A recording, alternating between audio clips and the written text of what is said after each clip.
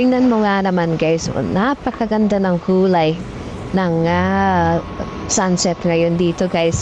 Merong pinkish, reddish, yellowish, bluish at kombinasyon sa mga trade ang mga mata dyan at sa mga artistically inclined. Iba-iba yung kulay, di ba guys?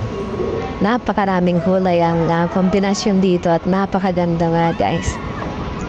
Isang word nga na aking nakita nga nabasa is yung word na kahel. Di ba kakaiba siya?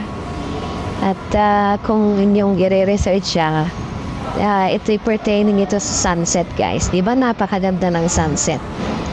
Yung kulay na nakikita natin ay napakaganda, iba-iba.